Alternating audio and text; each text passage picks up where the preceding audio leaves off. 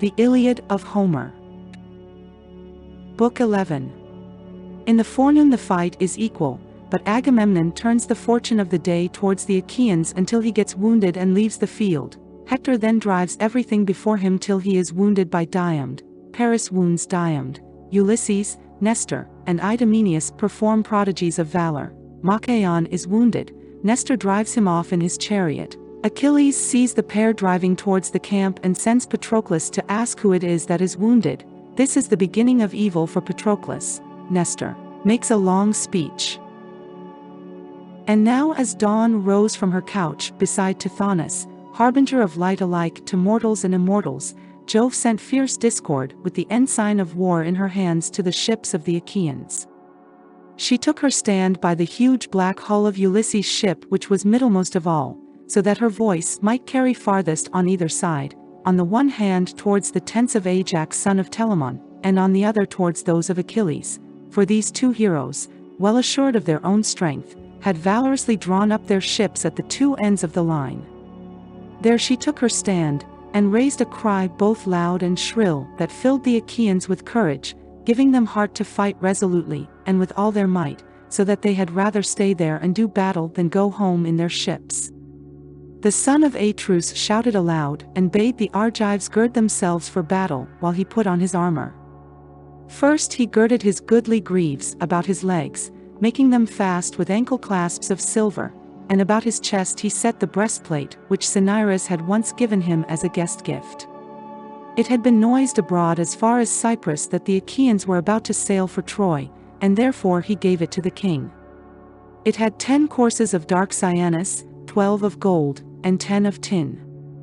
There were serpents of cyanus that reared themselves up towards the neck, 3 upon either side, like the rainbows which the son of Saturn has set in heaven as a sign to mortal men. About his shoulders he threw his sword, studded with bosses of gold, and the scabbard was of silver with a chain of gold wherewith to hang it. He took moreover the richly dight shield that covered his body when he was in battle, fair to see, with 10 circles of bronze running all round it. On the body of the shield there were 20 bosses of white tin, with another of dark cyanus in the middle. This last was made to show a Gorgon's head, fierce and grim, with rout and panic on either side. The band for the arm to go through was of silver, on which there was a writhing snake of cyanus with 3 heads that sprang from a single neck, and went in and out among one another. On his head Agamemnon set a helmet, with a peak before and behind, and 4 plumes of horsehair that nodded menacingly above it.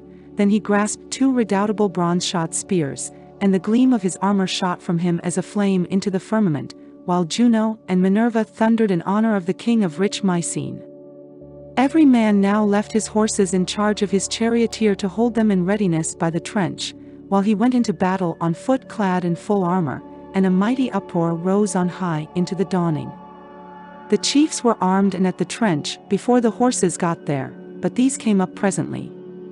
The son of Saturn sent a portent of evil sound about their host, and the dew fell red with blood, for he was about to send many a brave man hurrying down to Hades.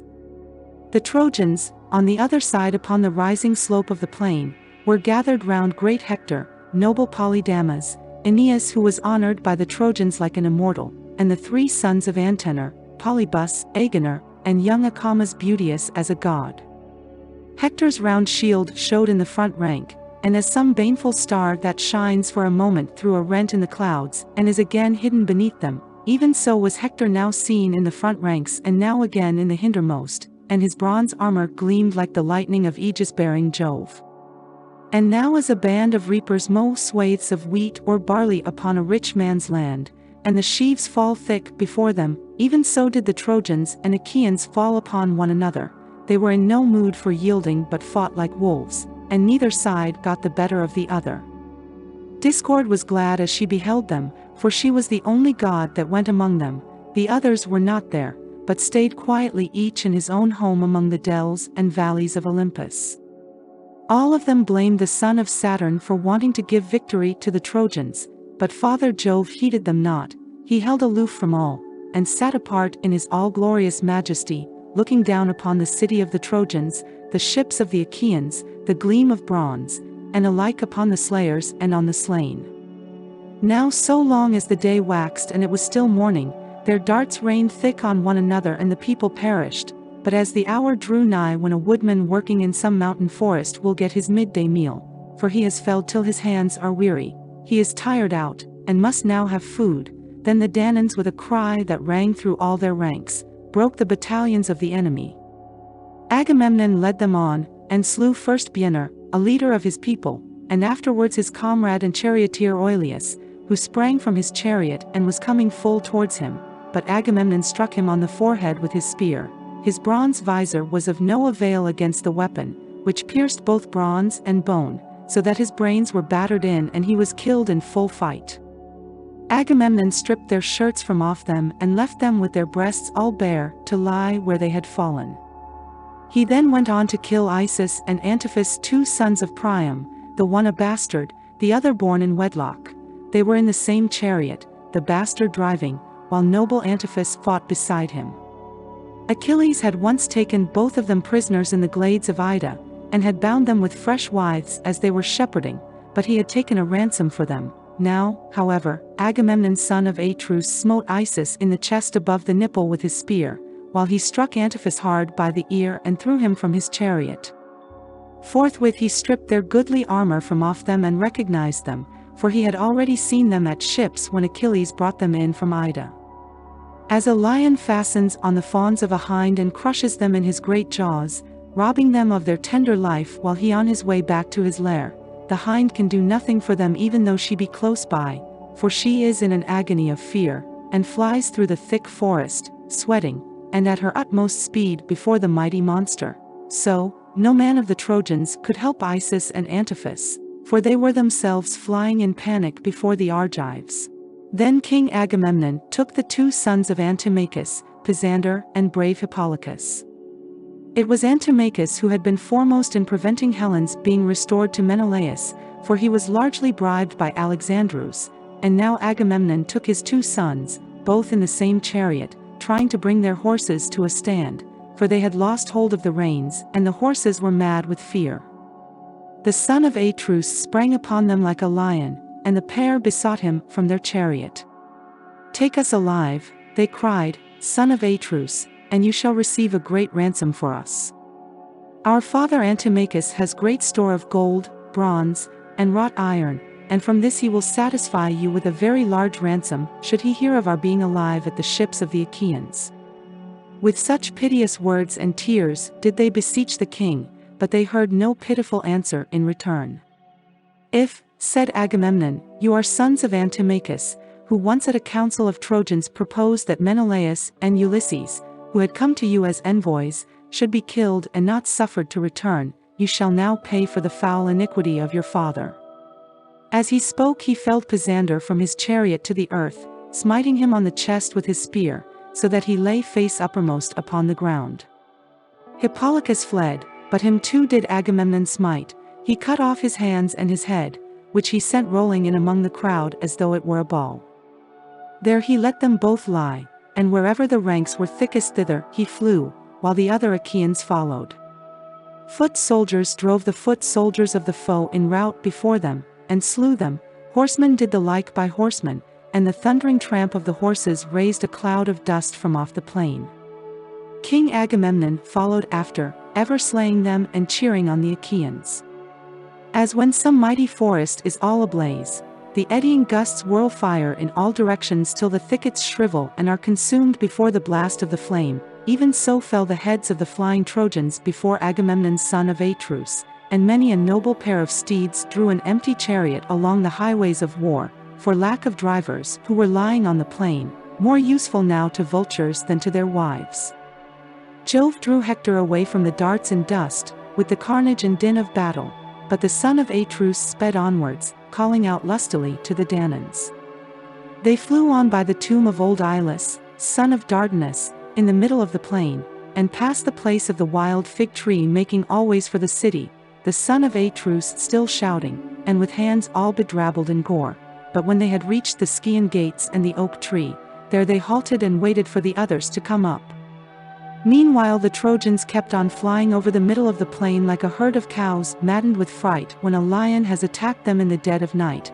He springs on one of them, seizes her neck in the grip of his strong teeth, and then laps up her blood and gorges himself upon her entrails. Even so did King Agamemnon son of Atreus pursue the foe, ever slaughtering the hindmost as they fled pell-mell before him. Many a man was flung headlong from his chariot by the hand of the son of Atreus, for he wielded his spear with fury. But when he was just about to reach the high wall and the city, the Father of gods and men came down from heaven and took his seat, thunderbolt in hand, upon the crest of many-fountained Ida. He then told Iris of the golden wings to carry a message for him. "Go," said he, "fleet Iris, and speak thus to Hector. Say that so long as he sees Agamemnon heading his men and making havoc of the Trojan ranks, he is to keep aloof and bid the others bear the brunt of the battle. But when Agamemnon is wounded either by spear or arrow, and takes to his chariot, then will I vouchsafe him strength to slay till he reach the ships and night falls at the going down of the sun." Iris hearkened and obeyed. Down she went to strong Ilias from the crests of Ida, and found Hector son of Priam standing by his chariot and horses. Then she said, "Hector son of Priam, peer of gods in council, Father Jove has sent me to bear you this message. So long as you see Agamemnon heading his men and making havoc of the Trojan ranks, you are to keep aloof and bid the others bear the brunt of the battle.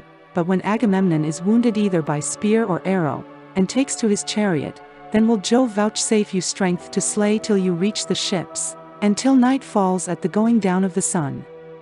When she had thus spoken, Iris left him, and Hector sprang full armed from his chariot to the ground, brandishing his spear as he went about everywhere among the host, cheering his men on to fight, and stirring the dread strife of battle.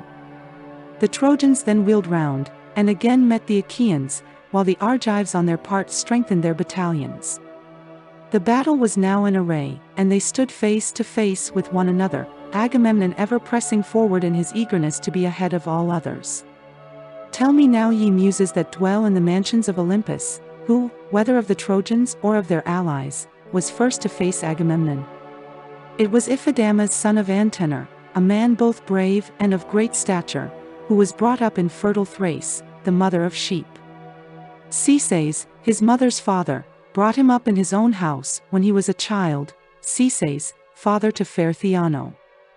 When he reached manhood, Cises would have kept him there, and was for giving him his daughter in marriage, but as soon as he had married he set out to fight the Achaeans with 12 ships that followed him. These he had left at Percote and had come on by land to Ilias. He it was that now met Agamemnon son of Atreus. When they were close up with one another, the son of Atreus missed his aim, and Iphidamas hit him on the girdle below the cuirass and then flung himself upon him, trusting to his strength of arm. The girdle, however, was not pierced, nor nearly so, for the point of the spear struck against the silver and was turned aside as though it had been lead.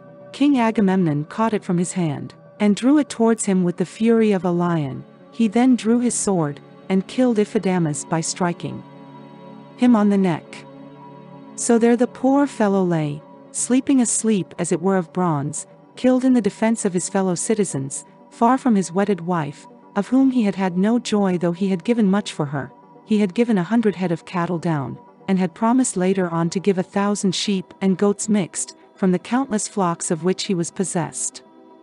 Agamemnon son of Atreus then despoiled him, and carried off his armor into the host of the Achaeans. When noble Coon, Antenor's eldest son, saw this, sore indeed were his eyes at the sight of his fallen brother. Unseen by Agamemnon he got beside him, spear in hand, and wounded him in the middle of his arm below the elbow, the point of the spear going right through the arm. Agamemnon was convulsed with pain, but still not even for this did he leave off struggling and fighting, but grasped his spear that flew as fleet as the wind, and sprang upon Coon, who was trying to drag off the body of his brother, his father's son, by the foot, and was crying for help to all the bravest of his comrades. But Agamemnon struck him with a bronze-shod spear and killed him as he was dragging the dead body through the press of men under cover of his shield. He then cut off his head, standing over the body of Iphidamas. Thus did the sons of Antenor meet their fate at the hands of the son of Atreus, and go down into the house of Hades.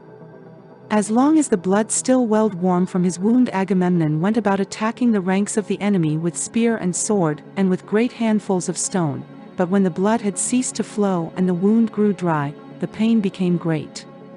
As the sharp pangs which the Eileithyoi, goddesses of childbirth, daughters of Juno and dispensers of cruel pain, send upon a woman when she is in labor, even so sharp were the pangs of the son of Atreus. He sprang on to his chariot, and bade his charioteer drive to the ships, for he was in great agony. With a loud clear voice he shouted to the Danaans, "My friends, princes and counselors of the Argives, defend the ships yourselves, for Jove has not suffered me to fight the whole day through against the Trojans." With this the charioteer turned his horses towards the ships, and they flew forward nothing loath. Their chests were white with foam and their bellies with dust, as they drew the wounded king out of the battle.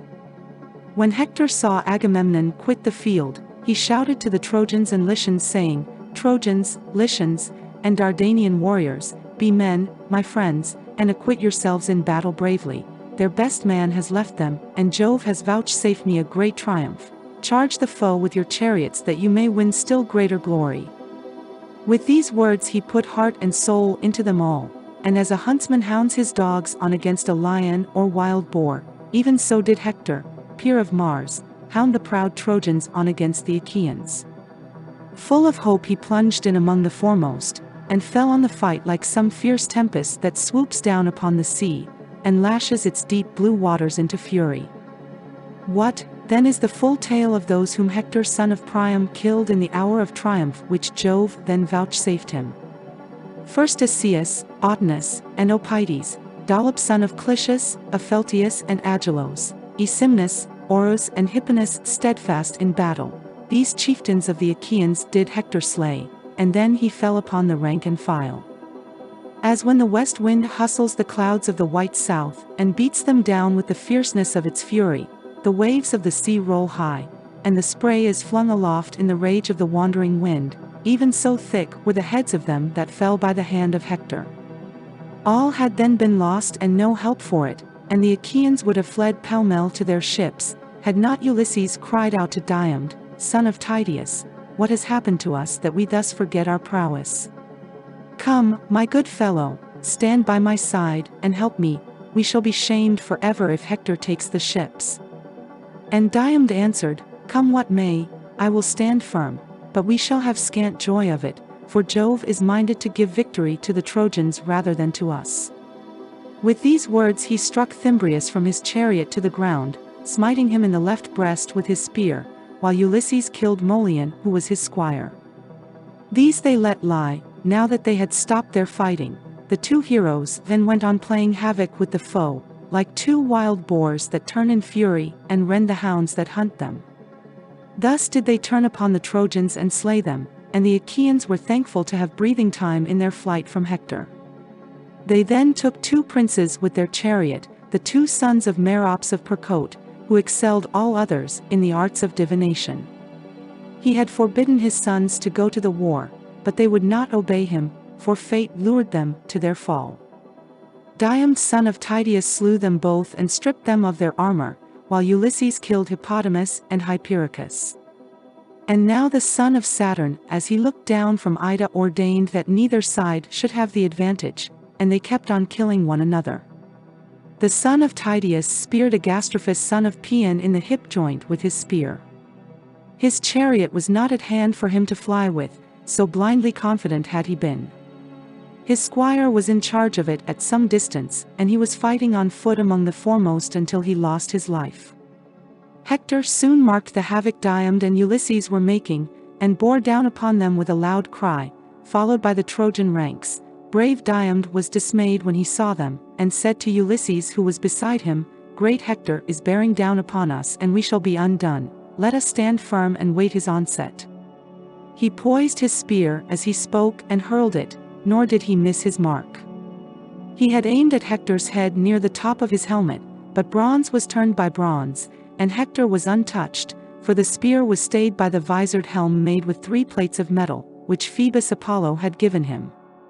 Hector sprang back with a great bound under cover of the ranks. He fell on his knees and propped himself with his brawny hand leaning on the ground, for darkness had fallen on his eyes. The son of Tydeus, having thrown his spear, dashed in among the foremost fighters, to the place where he had seen it strike the ground. Meanwhile Hector recovered himself and springing back into his chariot mingled with the crowd, by which means he saved his life. But Diomed made at him with his spear and said, "Dog, you have again got away though death was close on your heels. Phoebus Apollo, to whom I ween you pray ere you go into battle, has again saved you. Nevertheless I will meet you and make an end of you hereafter, if there is any god who will stand by me too and be my helper. For the present I must pursue those I can lay hands on." As he spoke he began stripping the spoils from the son of Paeon, but Alexandru's husband of lovely Helen aimed an arrow at him, leaning against a pillar of the monument which men had raised to Ilus son of Dardanus, a ruler in days of old. Diomed had taken the cuirass from off the breast of Agastrophus, his heavy helmet also, and the shield from off his shoulders, when Paris drew his bow and let fly an arrow that sped not from his hand in vain, but pierced the flat of Diomed's right foot, going right through it and fixing itself in the ground. Thereon Paris with a hearty laugh sprang forward from his hiding place, and taunted him saying, "You are wounded, my arrow has not been shot in vain, would that it had hit you in the belly and killed you, for thus the Trojans, who fear you as goats fear a lion, would have had a truce from evil." Diomed all undaunted answered, "Archer, you who without your bow are nothing, slanderer and seducer, if you were to be tried in single combat fighting in full armor, your bow and your arrows would serve you in little stead. Vain is your boast in that you have scratched the sole of my foot. I care no more than if a girl or some silly boy had hit me. A worthless coward can inflict but a light wound.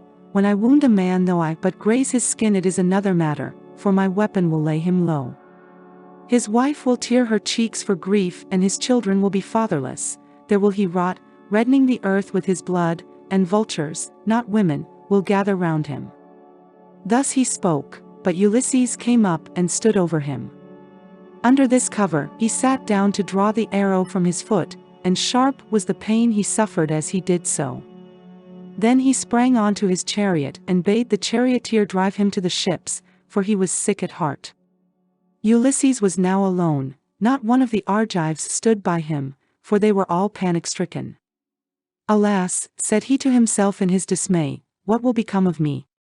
It is ill if I turn and fly before these odds, but it will be worse if I am left alone and taken prisoner, for the son of Saturn has struck the rest of the Danaans with panic. But why talk to myself in this way?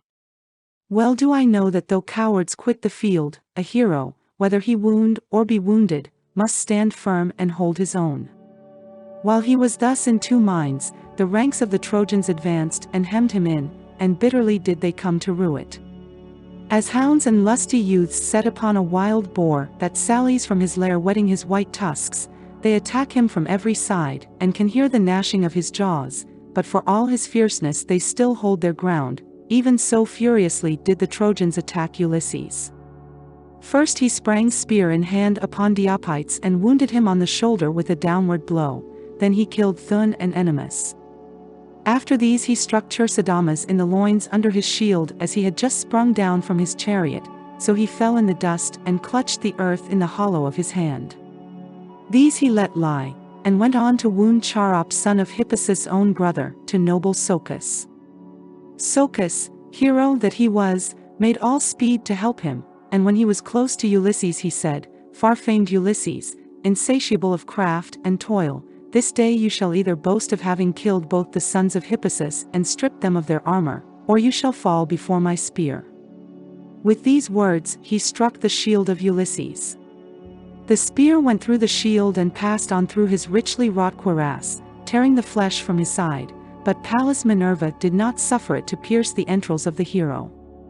Ulysses knew that his hour was not yet come, but he gave ground and said to Socus, "Wretch, you shall now surely die. You have stayed me from fighting further with the Trojans, but you shall now fall by my spear, yielding glory to myself, and your soul to Hades of the noble steeds." Socus had turned in flight, but as he did so, the spear struck him in the back midway between the shoulders, and went right through his chest.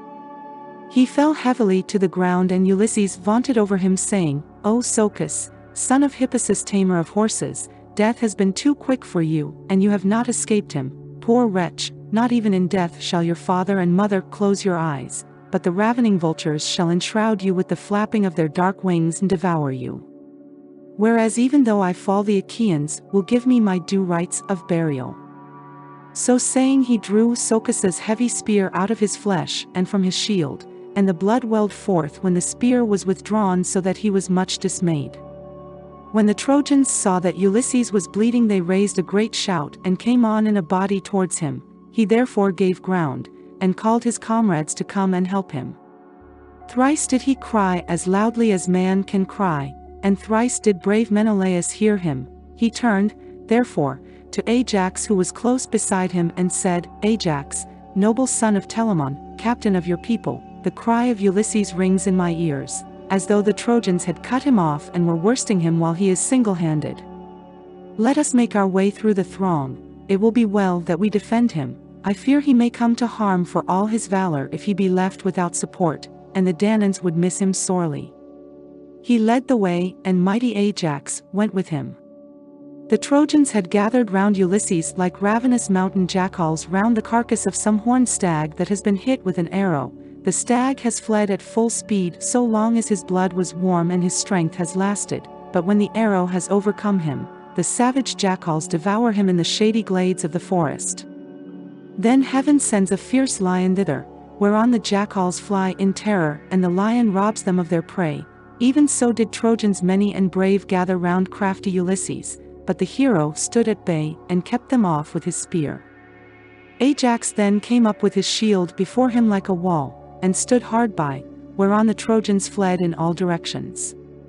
Menelaus took Ulysses by the hand, and led him out of the press while his squire brought up his chariot, but Ajax rushed furiously on the Trojans and killed Doricles, a bastard son of Priam.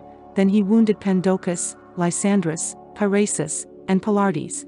As some swollen torrent comes rushing in full flood from the mountains onto the plain, big with the rain of heaven, many a dry oak and many a pine does it engulf, and much mud does it bring down and cast into the sea, even so did brave Ajax chase the foe furiously over the plain, slaying both men and horses. Hector did not yet know what Ajax was doing, for he was fighting on the extreme left of the battle, by the banks of the river Scamander, where the carnage was thickest and the war cry loudest round Nestor and brave Idomeneus. Among these Hector was making great slaughter with his spear and furious driving, and was destroying the ranks that were opposed to him. Still the Achaeans would have given no ground, had not Alexandru's husband of lovely Helen stayed the prowess of Machaon, shepherd of his people, by wounding him in the right shoulder with a triple-barbed arrow. The Achaeans were in great fear that as the fight had turned against them the Trojans might take him prisoner, and Idomeneus said to Nestor, "Nestor son of Neleus, honor to the Achaean name, mount your chariot at once, take Machaon with you and drive your horses to the ships as fast as you can. A physician is worth more than several other men put together, for he can cut out arrows and spread healing herbs." Nestor knight of Gerene did as Idomeneus had counseled. He at once mounted his chariot, and Machaon son of the famed physician Aesculapius went with him. He lashed his horses, and they flew onward nothing loath towards the ships, as though of their own free will. Then Cebriones, seeing the Trojans in confusion, said to Hector from his place beside him, "Hector, here are we two fighting on the extreme wing of the battle, while the other Trojans are in pell-mell rout, they and their horses. Ajax son of Telamon is driving them before him. I know him by the breadth of his shield. Let us turn our chariot and horses thither, where horse and foot are fighting most desperately, and where the cry of battle is loudest." With this he lashed his goodly steeds, and when they felt the whip they drew the chariot full speed among the Achaeans and Trojans, over the bodies and shields of those that had fallen. The axle was bespattered with blood, and the rail round the car was covered with splashes both from the horses' hoofs and from the tires of the wheels. Hector tore his way through and flung himself into the thick of the fight, and his presence threw the Danaans into confusion, for his spear was not long idle. Nevertheless, though he went among the ranks with sword and spear, and throwing great stones, he avoided Ajax son of Telamon, for Jove would have been angry with him if he had fought a better man than himself.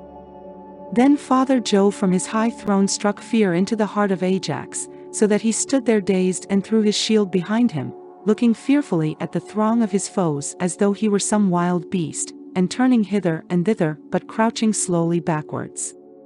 As peasants with their hounds chase a lion from their stockyard, and watch by night to prevent his carrying off the pick of their herd, he makes his greedy spring, but in vain, for the darts from many a strong hand fall thick around him, with burning brands that scare him for all his fury, and when morning comes he slinks foiled and angry away. Even so did Ajax, sorely against his will, retreat angrily before the Trojans, fearing for the ships of the Achaeans. Or as some lazy ass that has had many a cudgel broken about his back, when he into a field begins eating the corn, boys beat him, but he is too many for them, and though they lay about with their sticks they cannot hurt him, still when he has had his fill they at last drive him from the field. Even so did the Trojans and their allies pursue great Ajax, ever smiting the middle of his shield with their darts. Now and again he would turn and show fight, keeping back the battalions of the Trojans, and then he would again retreat, but he prevented any of them from making his way to the ships. Single-handed he stood midway between the Trojans and Achaeans. The spears that sped from their hands stuck some of them in his mighty shield, while many, though thirsting for his blood, fell to the ground ere they could reach him to the wounding of his fair flesh.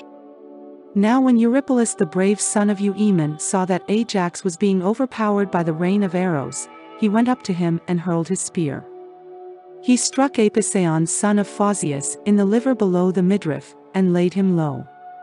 Eurypylus sprang upon him, and stripped the armor from his shoulders, but when Alexandrus saw him, he aimed an arrow at him which struck him in the right thigh. The arrow broke, but the point that was left in the wound dragged on the thigh. He drew back, therefore, under cover of his comrades to save his life, shouting as he did so to the Danaans, "My friends, princes and counselors of the Argives, rally to the defense of Ajax who is being overpowered, and I doubt whether he will come out of the fight alive. Hither, then, to the rescue of great Ajax son of Telamon." Even so did he cry when he was wounded. Thereon the others came near, and gathered round him, holding their shields upwards from their shoulders so as to give him cover. Ajax then made towards them, and turned round to stand at bay as soon as he had reached his men. Thus then did they fight as it were a flaming fire. Meanwhile the Mares of Neleus, all in a lather with sweat, were bearing Nestor out of the fight, and with him Machaon shepherd of his people. Achilles saw, and took note, for he was standing on the stern of his ship watching the hard stress and struggle of the fight. He called from the ship to his comrade Patroclus, who heard him in the tent and came out looking like Mars himself. Here, indeed, was the beginning of the ill that presently befell him. "Why," said he, "Achilles, do you call me? What do you want with me?" And Achilles answered, "Noble son of Menoetius, man after my own heart, I take it that I shall now have the Achaeans praying at my knees, for they are in great straits. Go, Patroclus, and ask Nestor who it is that he is bearing away wounded from the field. From his back I should say it was Machaon son of Aesculapius, but I could not see his face for the horses went by me at full speed." Patroclus did as his dear comrade had bidden him, and set off running by the ships and tents of the Achaeans. When Nestor and Machaon had reached the tents of the son of Neleus, they dismounted, and an esquire, Eurymedon, took the horses from the chariot. The pair then stood in the breeze, by the seaside, to dry the sweat from their shirts, and when they had so done they came inside and took their seats. Fair Hecamede, whom Nestor had awarded to him from Tenedos when Achilles took it, mixed them a mess. She was daughter of wise Arsinus, and the Achaeans had given her to Nestor because he excelled all of them in counsel. First she set for them a fair and well-made table that had feet of cyanus. On it there was a vessel of bronze, and an onion to give relish to the drink, with honey and cakes of barley meal. There was also a cup of rare workmanship, which the old man had brought with him from home, studded with bosses of gold. It had 4 handles, on each of which there were 2 golden doves feeding, and it had 2 feet to stand on. Anyone else would hardly have been able to lift it from the table, and it was full, but Nestor could do so quite easily. In this the woman, as fair as a goddess, mixed them a mess with Pramnian wine. She grated goat's milk cheese into it with a bronze grater, threw in a handful of white barley meal, and having thus prepared the mess she bade them drink it. When they had done so and had thus quenched their thirst, they fell talking with one another, and at this moment Patroclus appeared at the door. When the old man saw him, he sprang from his seat, seized his hand, led him into the tent, and bade him take his place among them. But Patroclus stood where he was and said, "Noble sir, I may not stay, you cannot persuade me to come in, he that sent me is not one to be trifled with, and he bade me ask who the wounded man was whom you were bearing away from the field. I can now see for myself that he is Machaon, shepherd of his people. I must go back and tell Achilles. You, sir, know what a terrible man he is, and how ready to blame even where no blame should lie." And Nestor answered, "Why should Achilles care to know how many of the Achaeans may be wounded? He recks not of the dismay that reigns in our host. Our most valiant chieftains lie disabled, brave Diomed, son of Tydeus, is wounded, so are Ulysses and Agamemnon. Eurypylus has been hit with an arrow in the thigh, and I have just been bringing this man from the field, he too wounded with an arrow. Nevertheless, Achilles, so valiant though he be, cares not and knows no ruth. Will he wait till the ships, do what we may, are in a blaze, and we perish one upon the other? As for me, I have no strength nor stay in me any longer. Would that I were still young and strong as in the days when there was a fight between us and the men of Elis about some cattle raiding. I then killed Itymoneus, the valiant son of Hypericus, a dweller in Elis, as I was driving in the spoil. He was hit by a dart thrown by my hand while fighting in the front rank in defense of his cows, so he fell and the country people around him were in great fear. We drove off a vast quantity of booty from the plain, 50 herds of cattle and as many flocks of sheep, 50 droves also of pigs, and as many wide-spreading flocks of goats. Of horses, moreover, we seized 150, all of them mares, and many had foals running with them. All these did we drive by night to Pylus, the city of Neleus, taking them within the city, and the heart of Neleus was glad in that I had taken so much, though it was the first time I had ever been in the field. At daybreak the heralds went round crying that all in Elis to whom there was a debt owing should come, and the leading Pylians assembled to divide the spoils. There were many to whom the Achaeans owed chattels, for we men of Pylus were few and had been oppressed with wrong. In former years Hercules had come, and had laid his hand heavy upon us, so that all our best men had perished.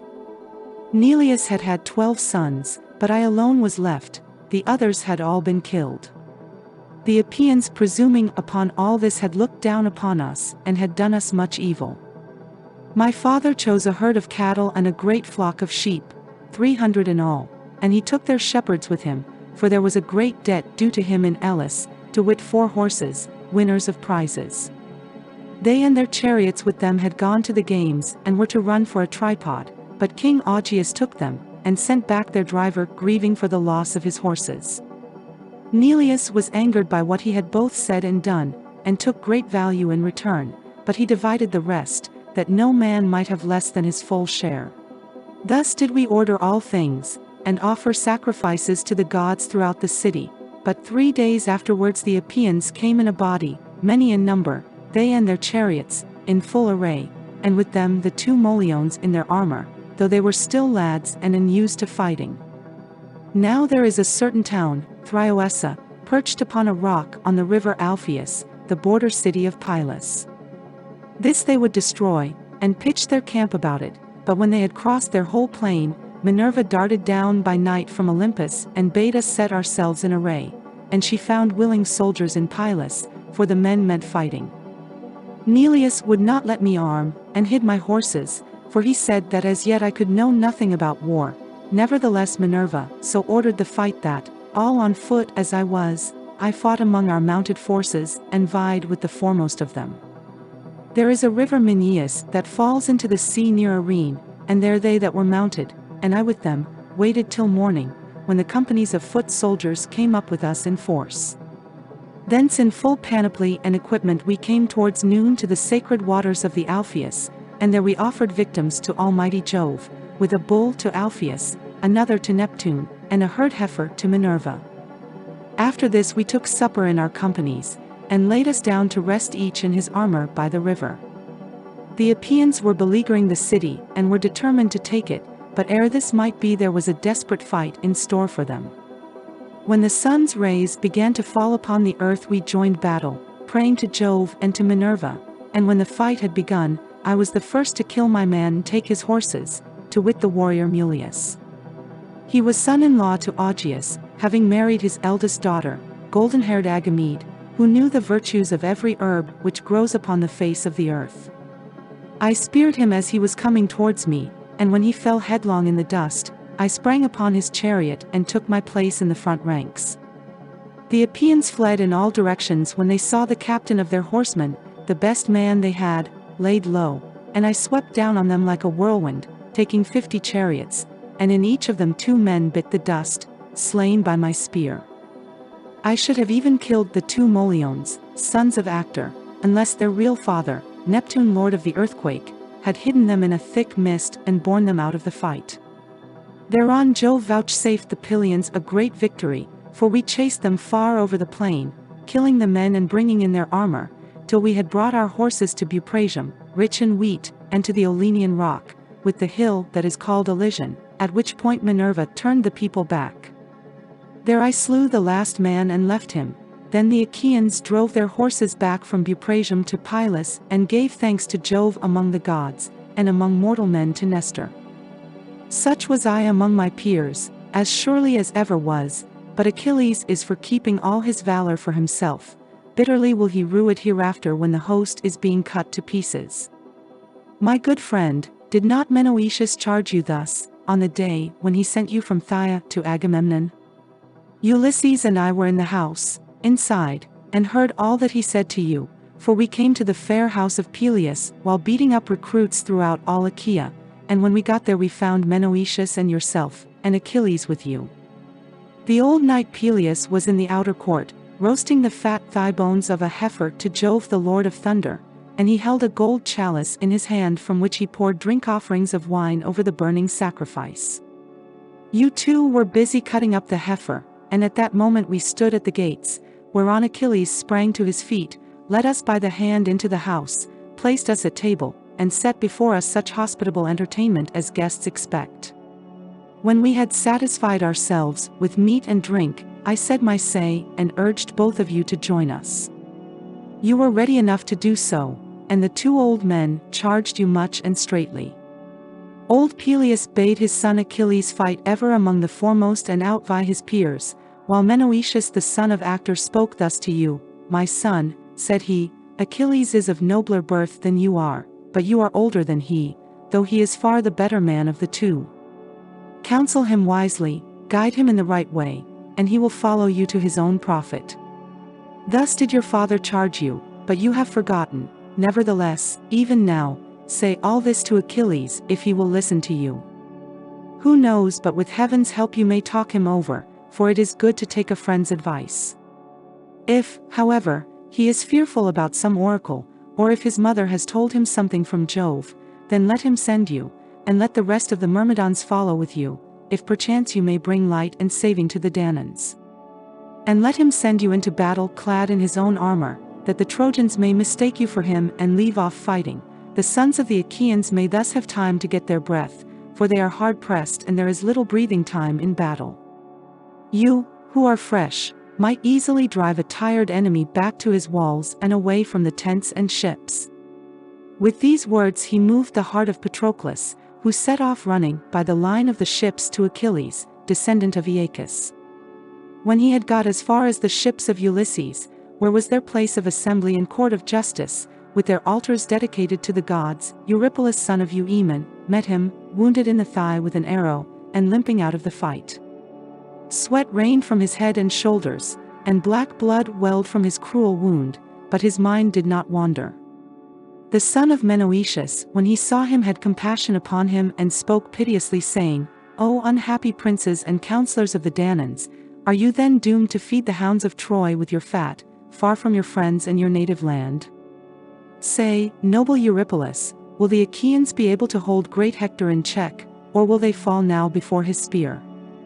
Wounded Eurypylus made answer, Noble Patroclus, there is no hope left for the Achaeans, but they will perish at their ships. All they that were princes among us are lying struck down and wounded at the hands of the Trojans, who are waxing stronger and stronger.